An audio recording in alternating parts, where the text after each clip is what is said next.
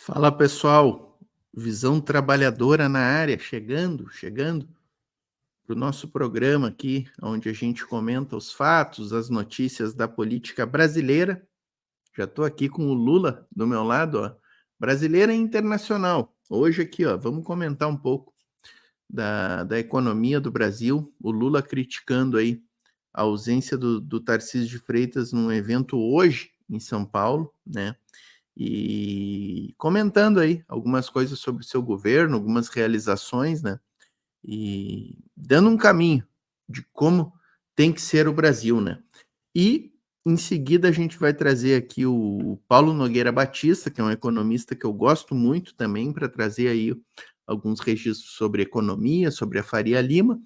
Vamos trazer duas reportagens, uma da 247, uma da Brasil de Fato, sobre a tragédia que está na Argentina. Tragédia que está a economia da Argentina. E fechamos aqui com a presença do Lula convenção, na Convenção Nacional dos Direitos das Pessoas com Deficiência. Vamos trazer uma reportagem aqui da TV Brasil. Vamos iniciar então aqui, ó, pessoal, com esse vídeo aqui, esse recorte da Brasil 247, de um vídeo do Lula hoje num evento, né, do governo federal, no qual se anunciavam recursos para obras, né, investimentos do governo federal em obras na Via Dutra, a Rio Santos. E o Tarcísio Freitas não compareceu, né, pessoal? Mais de 10 bilhões, se não me engano, indo aí para São Paulo para essa obra. Antes de soltar o vídeo, pessoal, vou pedir para vocês aqui, ó, chega deixando a curtida e diga no chat de que cidade estão assistindo o programa. Isso aqui é fundamental para o nosso canal. Tem sido muito importante os comentários de vocês, impulsionando nossos vídeos e fazendo com que a gente dê uma goleada no algoritmo, tá, pessoal? Quero desde logo agradecer vocês aí que têm deixado comentários.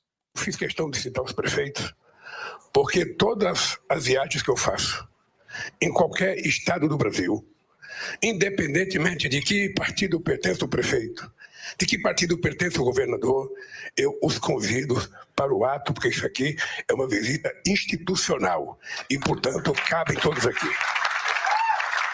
Não é um encontro de amigos. Eu para vocês que o governador Tarcísio também foi convidado para vir aqui. Sabe? E ele é convidado em todas as vezes que eu venho a São Paulo, eu o convido. Ele tem liberdade de ir ou não ir. Eu espero que ele um dia decida começar a mostrar para o povo que a gente pode ser adversário, que a gente pode ter disputado eleições, mas quando termina eleições, nós temos que governar. E nós temos que governar junto com todo mundo. Não tem... E o que está acontecendo no Brasil é uma coisa extremamente importante para o Brasil. Vocês sabem que toda vez que eu disputo uma eleição, quando eu ganho e que termina o meu governo, as pessoas falam, Lula tem sorte. Ah, por que deu certo? Porque o Lula tem sorte. Por que a economia cresceu? Porque o Lula tem sorte. Por que as exportações cresceram? Porque o Lula tem sorte. Não, não é sorte. Sorte é necessário. Eu estou pedindo todo santo dia a Deus para dar um pouquinho de sorte para o Corinthians, para ver se ele sai do último lugar da tabela e cresce. Mas é sorte... Aí é complicado, hein, Lula? Aí tu quer demais, quer sorte pro Corinthians. O Corinthians precisa da arbitragem, né? O Corinthians geralmente tem ajudinha da arbitragem, né, Lula? Tu não botou isso aí no pacote, né? Mas isso do Tarcísio vamos trazer aqui, ó, pessoal. Isso do Tarcísio Freitas é complicado, né? Porque isso aqui, pessoal, isso aqui não é reunião de amigos. Isso aqui é um evento público do governo federal, com prefeituras ou com governos de estado. O governo federal está empenhando verbas naquele estado para fazer uma obra naquele estado. Então é importante que exista essa presença aí das autoridades, do governador, do prefeito, se for uma obra para alguma cidade. Só que como nós vamos esperar que essa gente do bolsonarismo, da extrema-direita, seja republicana, né, pessoal? Que tenha respeito, assim, pelos valores da democracia, do republicanismo, né? É muito difícil, né? É uma gente que trabalha na mentira, trabalha na enganação, né? O que o Tarcísio já anda fazendo? Ele anda pegando essas verbas do governo federal e dizendo que aquilo ali é obra dele. É do governo dele, do estado de São Paulo só.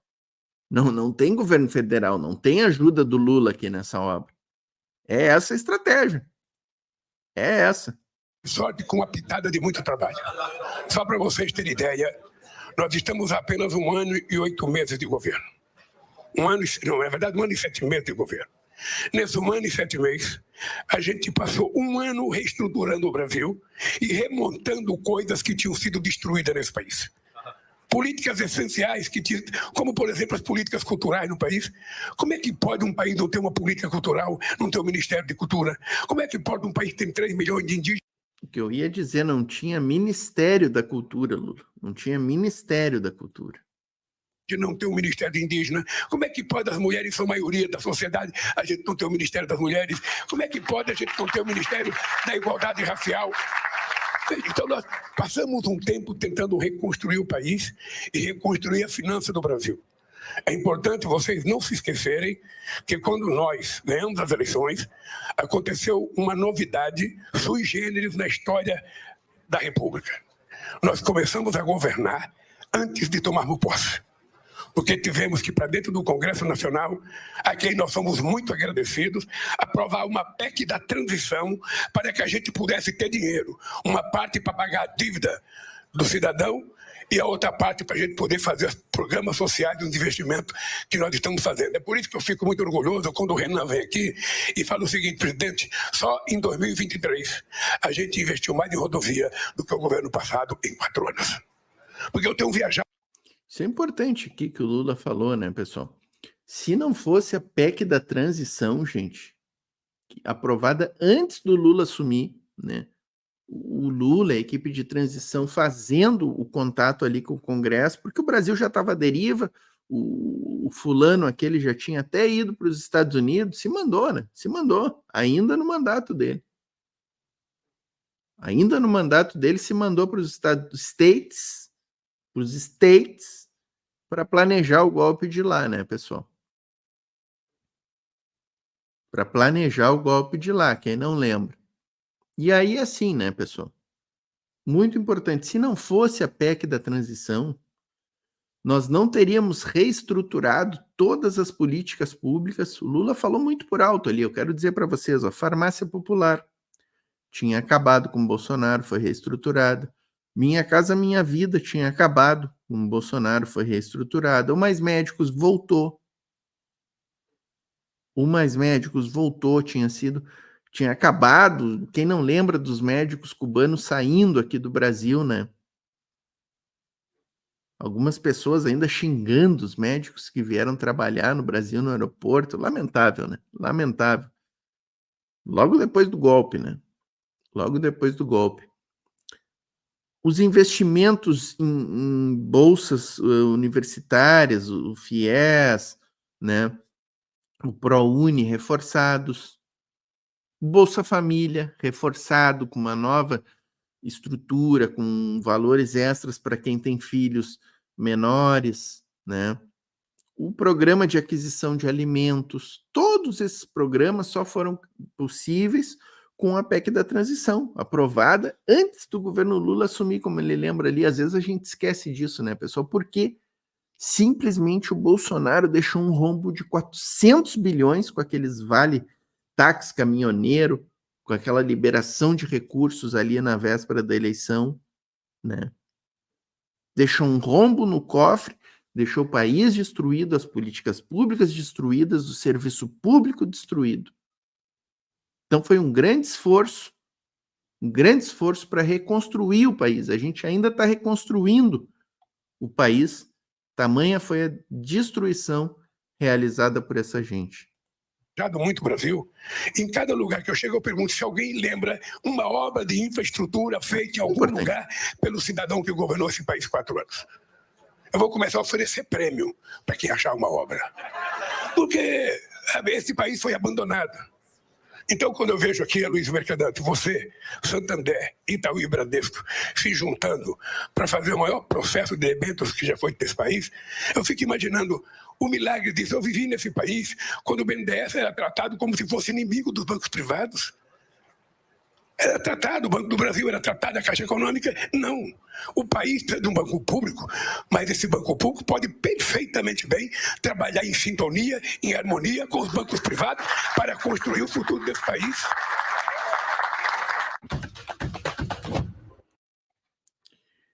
Tá aí o vídeo do Cortes 247 que a gente está trazendo aqui, né, pessoal? E assim, ó, importante isso que o Lula falou, eu quero que vocês deixem aqui nos comentários, tá, pessoal? Digam aqui nos comentários qual a obra inaugurada pelo inelegível. Qual a obra que ele inaugurou? Não vale aquela pinguela que ele inaugurou lá no... Nem me lembro onde foi. A única obra que eu me lembro que ele inaugurou foi a pinguela, né? Você se lembra disso aí, tio? Deixa eu procurar aqui. Deixa eu ver se esse Bolsonaro inaugura pinguela. Aqui, ó. Foi em 2021, gente, tá? Aqui, ó. Matéria do Congresso em Foco, tá, pessoal? Olha aqui. Isso aqui é fantástico, ó, pessoal. Vale a pena. Espera um pouquinho que vale a pena. Isso aqui é fantástico. Olha a foto aqui. Olha o que ele inaugurou, gente. Olha o que ele inaugurou. Uma pinguela de madeira, gente. Uma pinguela de madeira. Bolsonaro gastou 700 mil para inaugurar uma ponte de 255 mil. Isso aqui em agosto de 2021, gente.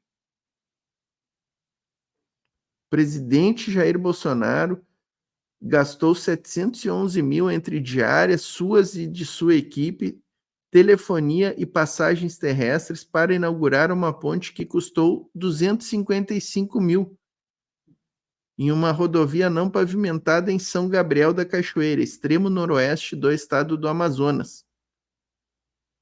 No documento fornecido pela Casa Civil da Presidência da República via Lei de Acesso de Informação, o deputado Elias Vaz, PSG de Goiás, explicitou o valor da viagem mais caro que a própria obra. E aí tem o documento aqui. Ó. Tem o documento aqui. Ó. É incrível, né, gente? Incrível o que a gente viveu no país. Ó. Tem todo o documento aqui, ó, com as despesas, tudo. E a obra inaugurada foi essa aqui, ó, pessoal. Uma pinguela, chamam de ponte por, né? Mas isso aqui é uma pinguela, né, pessoal? Pinguelinha de madeira, ó. Então é isso, né? Respondendo ali a pergunta do Lula, vocês lembram alguma obra inaugurada por este senhor? Tá aí, ó. A que eu me lembro é essa, tá? A que eu me lembro é essa. Uma pinguela no extremo noroeste do estado do Amazonas, né? Extremo noroeste do estado do Amazonas, São Gabriel da Cachoeira. Vamos avançar aqui, ó, pessoal. Vamos avançar. Paulo Nogueira Batista, ex-presidente do FMI, dizendo que o mercado é muito manipulado e fabrica crises. Este tal mercado, né, pessoal? Antes de soltar aqui, ó, deixa a curtida, tá, pessoal? E digam no chat de que cidade estão assistindo. Isso aqui é de extrema importância para nós. Se não quiser dizer a cidade que está assistindo no chat, deixa outro comentário ali. Diga alguma coisa, estão gostando, se não estão, sugestões de pauta, vídeo que vocês querem que a gente publique aqui no canal. Uma obra que o Bolsonaro inaugurou, se lembrar de alguma aí disso, deixa no comentário. Vamos ouvir o Paulo Nogueira Batista aqui. Ó. Eu não acredito nessas versões que atribuem a eventuais flutuações do mercado às falas do presidente. Esse mercado é muito manipulado. Faz sentido algum. Ele tem condições de fabricar crises. E essa fabricação de crises, ela tem um propósito, que é econômico, mas é político também. Então, quando o governo não conta com o Banco Central, como é a situação ainda hoje, ele fica numa posição delicada, porque um dos instrumentos que ele tem não está atuando em linha com o resto do governo, por causa do Roberto Campos Neto. Então, você tem essas maluquices. Olha, você veja o seguinte, só para dar um exemplo, entre muitos que eu poderia dar. Quando você observa o que aconteceu com as expectativas de inflação, expectativas em relação à taxa de câmbio, depois de todo o barulho que se fez em torno do assunto nas últimas semanas, você vê que elas se mexeram muito pouco. Muito pouco. A expectativa de inflação aumentou um pouquinho, a expectativa da taxa de câmbio um pouquinho também, nada de relevante, Pedro. Então, isso mostra que nem o próprio mercado acredita nas ondas que faz. porque ao produzir números e expectativas, ele não confirma. Então, o que acontece? Eu acho que há uma tentativa permanente de assustar o governo. Assustar o governo, botar o governo contra a parede, né? E assustar o governo e manipular a população, né? Assustar o governo e manipular a população também. eu espero que o governo caia. O Lula não vai cair nisso, na minha opinião. Espero que o resto do governo não caia também nessa ladainha, porque não é base. Os indicadores econômicos brasileiros estão bem entre razoáveis e bons. Todos estão entre razoáveis e bons, sem exceção. Então, qual é a base para uma onda especulativa no Brasil hoje? Não existe, entende? É politicagem, na minha opinião. Ela é boa porque você tem um balanço de pagamentos forte, um superávit comercial muito alto, reservas internacionais altas, você tem indicadores sociais melhorando muito, a taxa de desemprego aberto caiu, a massa salarial cresceu em termos reais, o salário mínimo foi aumentado em termos reais, aumentou o limite de isenção na tabela de imposto de renda, como ressaltou o Lula em declaração recente. Tudo isso é muito positivo. Agora, não é excelente, não é muito bom, é apenas razoável no que diz respeito ao crescimento. O crescimento da economia está aí oscilando entre 2, 2,5. Isso é muito pouco para o Brasil, entendeu? Não podemos rebaixar as nossas expectativas para achar que 2, 2,5 é um resultado bom. O Verdade. Brasil precisa crescer mais do que isso, para se tornar uma economia dinâmica. Mas para crescer mais, né? Talvez até o Paulo Nogueira Leite fale, o Paulo Nogueira Batista fale. Mas eu vou me antecipar aqui. Para crescer mais, precisa de investimento do governo, porque não vai vir investimento de fora para industrializar o país. Vão tirar essa ilusão. O investimento de fora que vem é só para rentismo. Aí tem que ter a taxa de juros altas que vem investimento para botar em aplicação aqui e ganhar com rentismo, tá? O que a gente precisa é que essa taxa de juros baixe para que a burguesia nacional invista na indústria brasileira, aqui no parque industrial. E o governo tem que investir muito mais do que está investindo também. Mas para investir muito mais do que está investindo, tem que ter déficit. Tem que acabar essa história de déficit zero aí que o Haddad vem pregando. Vamos parar com essa palhaçada de déficit zero. Vamos acabar com essas âncoras fiscais aí, arcabouço fiscal tem que acabar. Esse arcabouço fiscal está travando a nossa economia e ainda ameaçando de cortes na saúde e na educação. E até da Previdência Social, questão do salário mínimo, tudo isso vem à tona por causa desse arcabouço das âncoras fiscais. Então aqui, ó, termina esse papo de âncora fiscal, vamos ter um déficit de 1,5%, 2%, que não é nada demais. Não é nada demais, sabe? A China tem déficit de 5%, os Estados Unidos praticam déficit também de 5%, os países europeus, aí, Alemanha, França, todos têm déficit de 3,5%, 4%, no mínimo 2% do PIB, esses países têm de déficit. Então vamos parar com essa história de déficit zero, senão a nossa economia não vai crescer. Nós vamos ficar nessa historinha aí de 2%, 2% e 3%.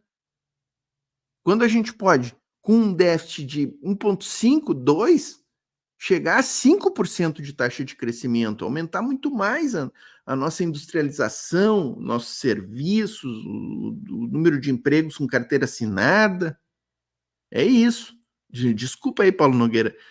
Me adiantei, eu acho. Talvez tu até fale sobre isso. Com capacidade de dar recursos para a sua população. Por que não 4%, 4,5%? Já que tivemos isso no passado. Então, o desempenho do PIB brasileiro, especialmente do produto industrial, da indústria, é muito fraco, entende?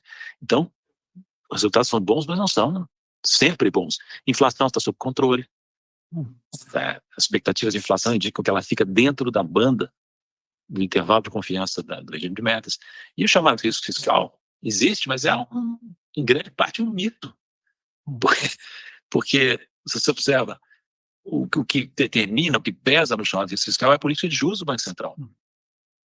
Então, se o pessoal está realmente levando a sério esse assunto de risco fiscal, a primeira preocupação devia ser com a política de juros do Banco Central. O resultado primário está razoável, 0,7% do PIB, 0,6% do PIB de déficit.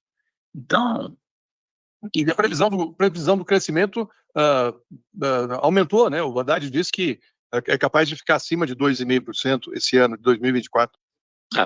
Tomara, porque realmente 2,5% é muito pouco, né? Ano passado foi 3%, no último ano do governo Bolsonaro foi 3%. Se o Brasil crescer 3 de novo, 3,5 esse ano, e subir para 4, começa a movimentar a economia, de fato. E é muito importante que isso aconteça não só por motivos econômicos, mas por motivos políticos. Porque nós temos uma preocupação, nós temos que ter uma preocupação que é que não volte essa direita ignorante em 2026. E para que não volte a direita ignorante em 2026, o governo Lula tem que produzir, continuar produzindo e melhorando os resultados econômicos e sociais. Senão, o risco é que o populismo sistemado, fascistoide de direita volte em 2026. Olha o que está acontecendo nos países, né? Então, eu pessoalmente vejo com muito bons olhos os resultados razoáveis, bons que o governo está conseguindo. Estou na expectativa de que ele consiga produzir mais.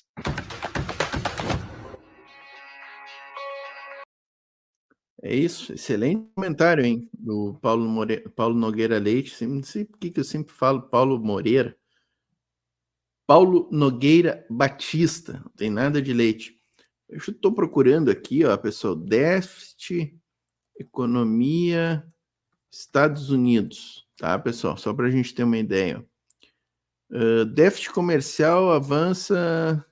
Qual é o déficit dos Estados Unidos, ó? Crescerá cerca de 1 trilhão ao longo dos próximos 10 anos, tá, pessoal? Qual o país com maior déficit, ó? O déficit público consolidado dos Estados Unidos, segundo o FMI, em 2023, foi de 8,8% do PIB, pessoal. 8,8%, tá? Tá no valor econômico. 8,8%. Vamos ver o da China aqui, por exemplo. O déficit fiscal da China será deste ano, 2024, será o mais alto desde 2020, quando atingiu 8,6%. Tá, pessoal?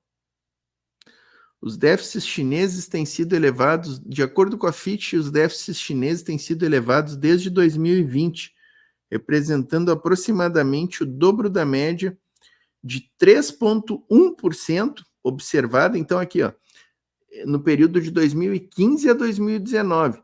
A China, entre 2015 e 2019, tinha um déficit de 3,1% do PIB. A partir de 2020, ela foi para 8,6% e o deste ano de 2024 deve ser ainda maior. Então, vocês vejam que Estados Unidos e China trabalham com déficits acima de 8%. Ah, Portinho, mas é Estados Unidos e China, são economias gigantes.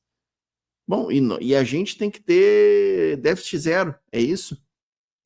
Déficit da França, tá, pessoal?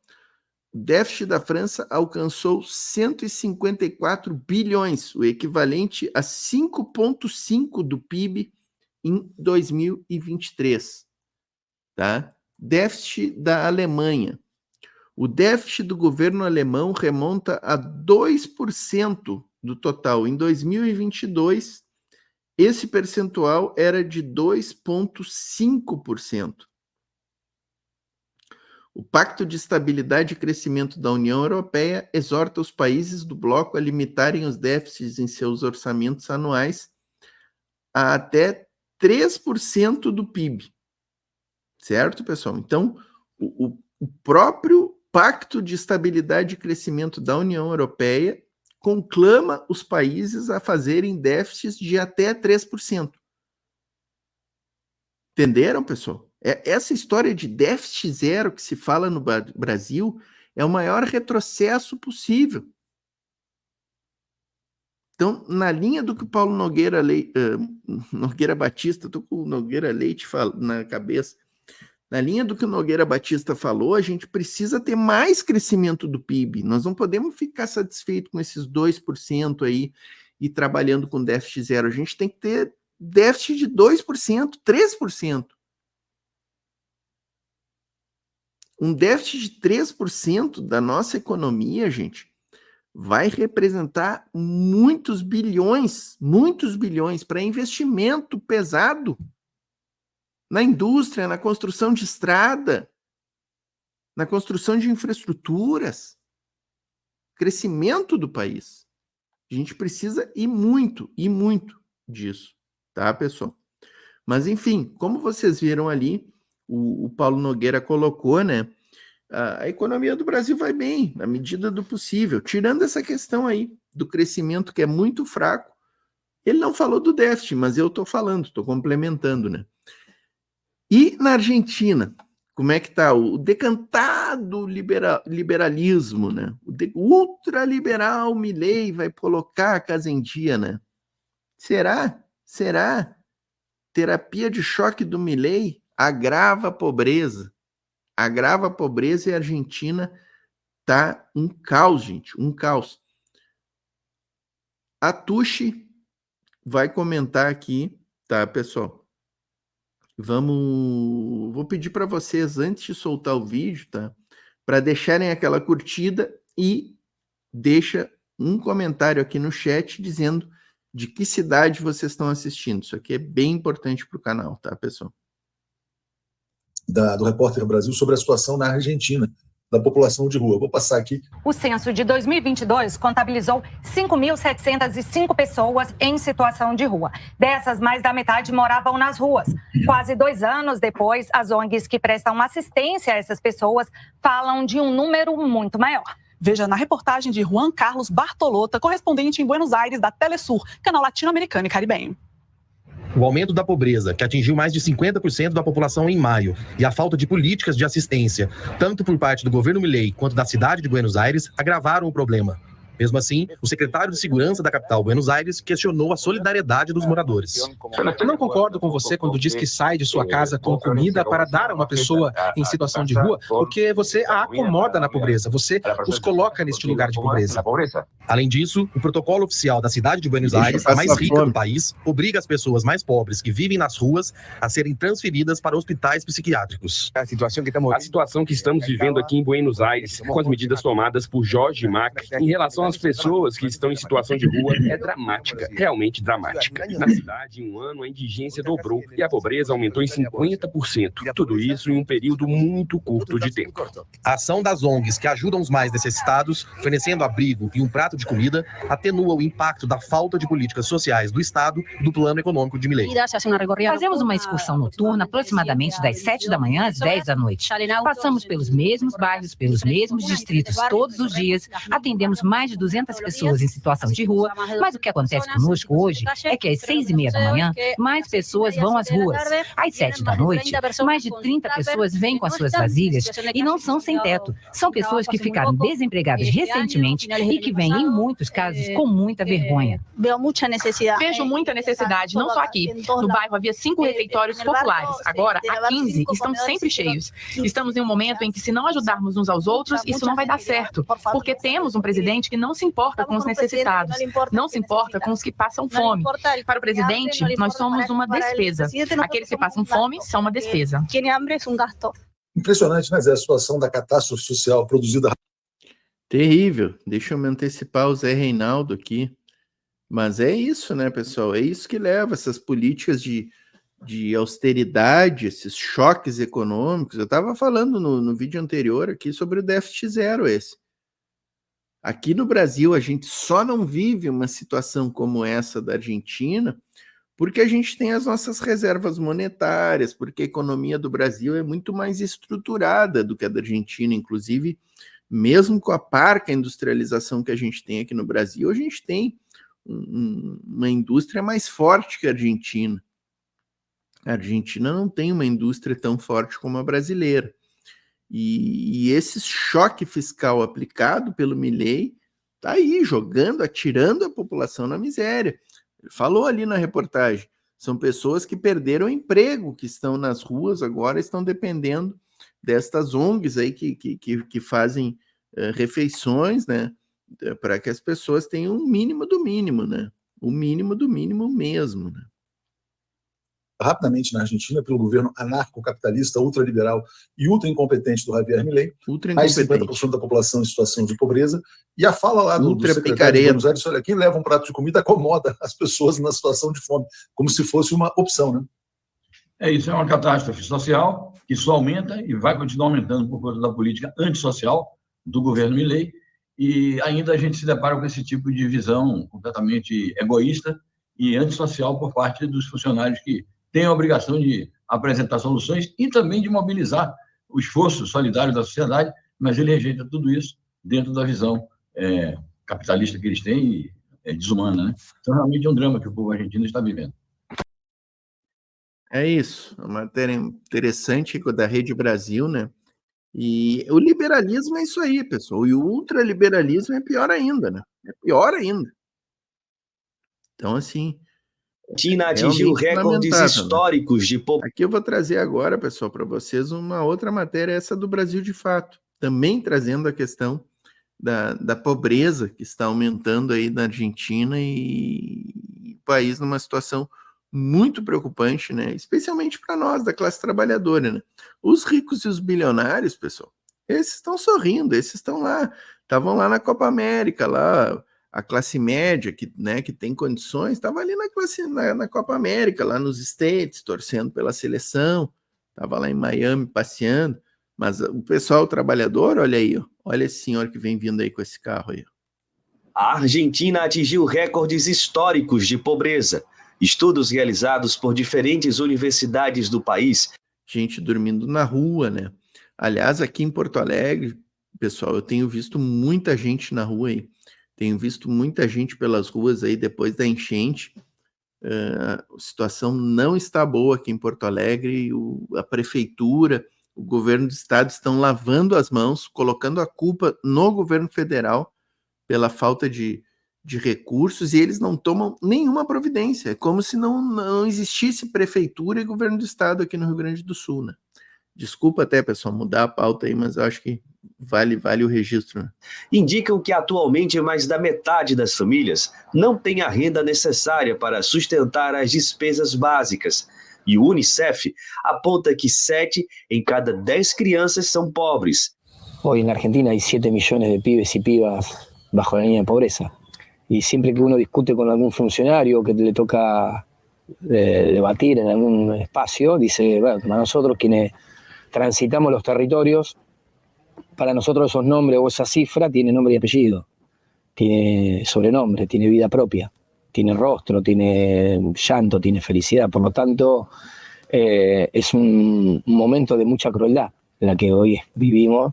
Omar Giuliani dirige o Lar de Crianças e a Escola Comunitária Ruca Rouennet e também coordena organizações sociais em todo o país. Em diferentes províncias, o diagnóstico é o mesmo desde que Javier Milei assumiu a presidência. Foi registrada uma queda no emprego, uma maior desarticulação social e a perda de perspectiva para aqueles que vivem nas periferias das grandes cidades. Al destruir el aparato productivo nacional, eso se fue degradando. Se va degradando, que además lo poco laburo que queda muy precarizado y queda con un ejército de reserva, como diría alguno, muy grande. Por lo tanto, las condiciones económicas y las condiciones laborales cada vez son más precarias, cada vez son más precarizadas. O exército de reserva que ele falou aí, pessoal, é um conceito do nosso velho Karl Marx, né?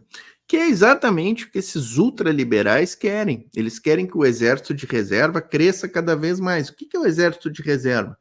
Tu tem um posto de trabalho, tá? E uma pessoa trabalhando naquele posto. Além disso, tu tem mais...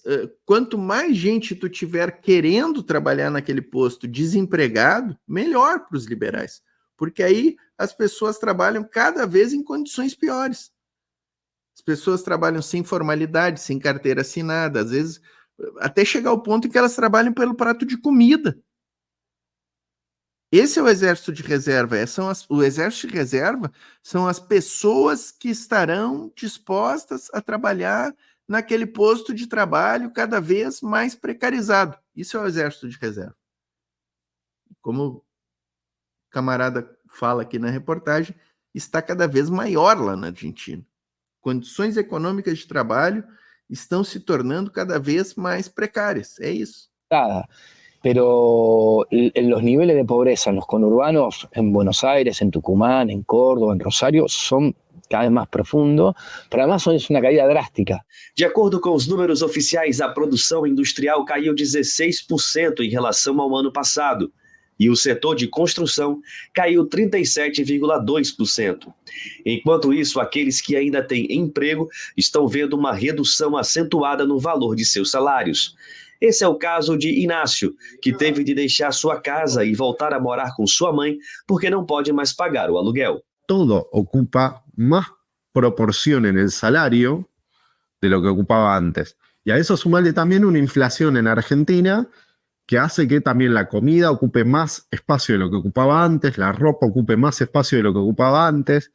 Entonces ya hay un momento donde el salario se deterioró tanto, ha bajado tanto en relación al aumento de los costos de todo, que se hace inasequible poder sostener los gastos de una vivienda y poder sostener el compromiso de un contrato de alquiler en 1 año o 2 años. Nem todos têm um familiar a quem recorrer. Tamara Lescano, representante de uma organização de inquilinos, ressalta que está se tornando cada vez mais comum ver famílias inteiras indo parar nas ruas. Cada vez vemos más personas que no necesariamente vienen de los sectores más marginales o más vulnerables o más excluidos de la sociedad, sino que hay familias que podían alquilar un departamento o una casa que hoy no pueden alquilar y terminan alquilando en habitaciones, y que justamente el régimen desregulado de las habitaciones llevan a que esas personas terminen en la calle. Entonces cada vez hay personas en situación de calle que provienen de sectores de trabajadores y tal vez outrora classe média. Enquanto isso, as previsões não são nada animadoras. O Banco Mundial prevê uma queda de 3,5% no Produto Interno Bruto da Argentina em 2024. E a CEPAL aponta que a Argentina, juntamente com o Haiti, serão os únicos países latino-americanos cujas economias encolherão este ano. Que situação caótica, hein, pessoal que está na Argentina. Matéria, parabéns, hein? Parabéns para o pessoal da Brasil, de fato, matéria excelente, né? Matéria do ponto de vista jornalístico primorosa, né, pessoal? Primorosa, ouvindo moradores de rua, pessoal ali que trabalha no auxílio a essas pessoas, sindicato, né? Da agrupação da agrupação de inquilinos ali, várias pessoas sendo ouvidas, mostrando as pessoas jornalismo esse jornalismo é bom, né, pessoal? Isso é jornalismo real, da realidade, que traz a informação para nós com detalhes para a gente ficar sabendo. Quando perguntarem para quem assistiu essa reportagem, tu vai ter elementos para dizer como é que está a Argentina. Tu viu aqui na reportagem, tu viu as pessoas que estão lá falando. Entendeu? Então não tem como negar essa realidade e vir e dizer, não, a Argentina está melhorando, está ficando melhor a Argentina, a inflação baixou na Argentina.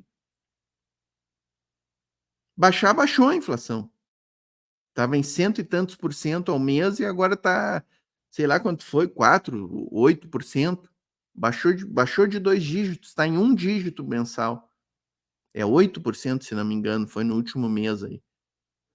Mas baixou a inflação porque o governo cortou tudo, botou todos os funcionários públicos para a rua, cortou todos os subsídios para a população mais pobre, detonou com a indústria, vocês viram ali, 30% de redução da produção industrial. Isso representa 30% a menos de empregos, gente. E são essas as pessoas que perderam esses empregos que estão morando na rua. Está ali, a reportagem está dizendo, está entrevistando as pessoas. Então, assim, vamos parar com essa hipocrisia e negacionismo de dizer que a Argentina está melhorando. Por favor. Respeito à realidade. Respeito à realidade. Gente. Para fechar aqui, ó, pessoal, Conferência dos Direitos da Pessoa com Deficiência. Aconteceu essa semana, lá em Brasília, com a presença do presidente Lula e da Janja, né, no evento de encerramento. E é bom registrar, né, pessoal? Faziam 10 anos que não se realizava uma Conferência dos Direitos da Pessoa com Deficiência. Essas conferências trouxeram vários avanços para nós, desde o governo Lula 1. Eu digo para nós porque eu sou pessoa com deficiência, né, pessoal? Sou cadeirante desde criança. Tenho hoje 51 anos, desde os 8 anos eu uso cadeira de rodas, para quem não sabia, né? E essas conferências trouxeram vários avanços para nós nos governos Lula 1, 2, Dilma. Até uma lei brasileira de inclusão elas trouxeram. A lei brasileira de inclusão foi forjado nessas várias conferências realizadas na década de 2000 ali. Em 2015 ela foi sancionada pela presidenta Dilma, a nossa lei brasileira de inclusão, 13.146. E há muito tempo não se realizava uma conferência porque Temer e Bolsonaro destruíram as estruturas participativas, os conselhos, e voltamos a ter finalmente, né, as salutares conferências. Tá aí, então vamos assistir essa reportagem aqui da TV Brasil. Foi a 5ª edição da Conferência Nacional dos Direitos da Pessoa com Deficiência, que não acontecia há 8 anos. 8 anos. O tema central... Falei 10, mas eram 8 anos. Mas é justamente o período, né, do golpista e do inelegível, né, pessoal? Galera, assim, ó, antes de seguir, eu vou pedir só para vocês deixarem a curtida, tá? E digam de que cidade vocês estão assistindo aqui, tá? Vou aproveitar esse vídeo, se você for pessoa com deficiência, diga aqui no chat também qual é a sua deficiência, de que cidade você está falando aí. Vai ser legal bater um papo com vocês. Foi o cenário atual e futuro na implementação dos direitos da pessoa com deficiência. Cerca de 1.600 pessoas participaram do encontro. Bonito, hein? Gente de todo o país que passou 3 dias discutindo um futuro mais inclusivo para o Brasil. O resultado do evento é a Carta Brasília, que traz recomendações aprovadas pelos participantes. Durante essa semana, né, pessoal? Deixa eu botar aqui, ó. Eu vi ali pelo meu Instagram, né, os camaradas aí que eu sigo, tudo, que estavam presentes lá, foi bem legal acompanhar, né, a movimentação, os vídeos, as conversas que postavam ali, fotos, né, vários camaradas que eu não via há muito tempo. Então, deixar um grande abraço aí para todos os camaradas que estavam presentes lá na convenção, né. E agora vai vir aqui, pessoal, as propostas da Carta de Brasília, essa que foi tirada na convenção, né. E eu quero adiantar aqui que eu achei tímida, hein? Achei tímidas as propostas, achei muito abstratas, tá? E até é interessante da gente fomentar esse debate aí. Não foram muito abstratas esses encaminhamentos aí da convenção? Na minha visão, foi. Propostas que serão levadas ao governo federal e que podem, no futuro, se transformar em políticas públicas, foram divididas em 5 eixos temáticos. Estratégias para manter e aprimorar o controle social, assegurando a participação das pessoas com deficiência. Garantia do acesso das pessoas com deficiência às políticas públicas e a avaliação biopsicossocial unificada, Importante. Financiamento da promoção de direitos da pessoa com deficiência, cidadania e acessibilidade, os desafios para a comunicação universal. Em primeiro lugar, nós somos pessoas, né? Não somos deficientes. Camarada Evelyn. Segundo lugar, nós somos diversos. Homens, mulheres, indígenas, negros, brancos, somos de todas as raças, todas as individualidades humanas. Então, nós precisamos de uma política interseccional que nos abranja como um todo. A gente reconhece que as... Boa fala da camarada Evelyn. E aí a outra camarada, grande camarada, hein? Ana Paula Feminella aí, secretária nacional dos direitos da pessoa com deficiência. Está fazendo um trabalho legal, Ana Paula, hein? Tô gostando de ver. Conferências são ferramentas que possibilitam que os governos construam políticas públicas pela base, assim como da onde nós viemos, dialogando com as principais reivindicações das pessoas historicamente mais invisibilizadas. E hoje no Brasil, a cada 5 famílias, uma família tem pessoa com deficiência. A data marcou também a criação do Sistema Nacional de Cadastro da Pessoa com Transtorno do Espectro Autista, o SISTEA. A ferramenta pretende facilitar a emissão padronizada da carteira de identificação da pessoa com TEA e ainda o anúncio do relatório final do Grupo de Trabalho sobre a Avaliação Biopsicossocial Unificada da deficiência. Documento. Aí tá valendo. Essa questão da avaliação biopsicossocial, estamos aguardando ansiosamente que ela coloque definitivamente de lado este modelo patológico de avaliação que a gente ainda tem sobre as nossas cabeças, né?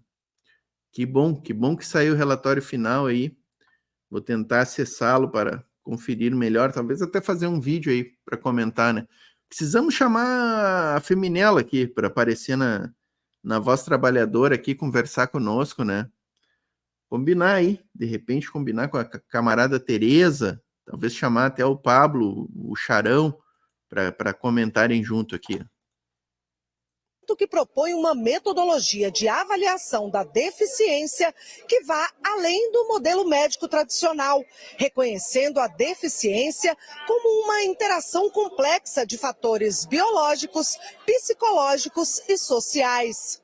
Iniciativas que se juntam ao Plano Nacional dos Direitos das Pessoas com Deficiência, o novo Viver Sem Limite, lançado pelo governo federal em novembro de 2023. O plano reúne cerca de 100 ações e conta com 6,5 bilhões de reais em investimentos para pessoas com deficiência. As pessoas com deficiência, e é isso que eu tenho aprendido a ouvir cada um de vocês, elas não querem ver suas vidas reduzidas à dimensão da saúde e da assistência. Elas demandam ser consideradas humanas na sua dimensão integral. Daí que, além da saúde e da assistência, o trabalho, o lazer, o esporte, a cultura, a segurança, compõem essa integralidade da dimensão humana que precisa ser reconhecida e apoiada pelo Estado brasileiro. Foram assinados ainda acordos entre vários ministérios e o IPEA para a promoção da saúde, educação, acessibilidade e cuidados com as pessoas com deficiência. Em seu discurso, o presidente Lula destacou a participação social da conferência. Vocês vêm aqui para dizer ao governo brasileiro: nós existimos, nós não somos inferiores, nós queremos ser tratados com respeito e com dignidade. E é isso que nós vamos fazer.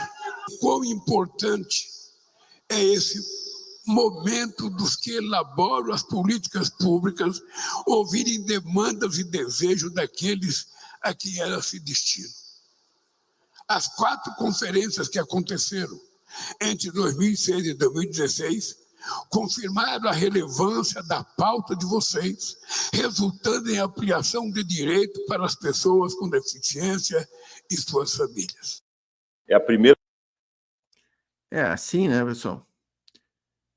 É muito bom a gente dizer, né, pessoal, que praticamente tudo que a gente tem no Brasil, em termos de avanços, aconteceu nos governos do Lula e da Dilma, né, pessoal? Praticamente todas as políticas públicas mais importantes que as pessoas com deficiência têm. Claro, teve o BPC-Loas, que é da Constituição, foi regulamentado em 1993, né? Mas os avanços mais significativos começaram a partir da década de 2000. E exatamente com essas 6 convenções aí que foram realizadas, que representaram grandes avanços de propostas formuladas pelo movimento das pessoas com deficiência. Ou alguém aqui vai defender os governos do Fernando Henrique, do Collor, do Temer e do Bolsonaro para as pessoas com deficiência? Gente, o Bolsonaro que fez um decreto que ele queria jogar as crianças com deficiência em escolas especiais, segregadas da sociedade. O ministro dele disse ao vivo num programa da TV Brasil que as crianças com deficiência atrapalhavam na sala de aula. Sabe? Agora a gente tem um presidente que retoma as convenções, vai no encerramento das convenções, ele com a primeira-dama, estava ali o ministro Silvio Almeida, dos Direitos Humanos, estava a Esther Dweck, da Gestão e Inovação, que eu vi ali. Sabe, gente? Existe uma diferença muito grande muito grande entre o governo Lula e os outros governos que aí estiveram, gente. Porque eu já vi circulando aí uma postagem ou outra, pessoal, de dizendo que o Lula errou ao usar um termo lá no evento, porque o Lula chegou na fala, falou, esta gente é muito sensível. A Janja me disse que essa gente tem uma sensibilidade muito aguçada. E tem gente que, Lula, tem que pedir desculpa. Por favor, gente. Por favor, gente. Vamos, pelo amor de Deus, né? Nós ficamos 8 anos sem a convenção com os outros presidentes. Temos de novo a convenção, temos a avaliação biopsicossocial com relatório já do grupo de trabalho que foi criado por este governo.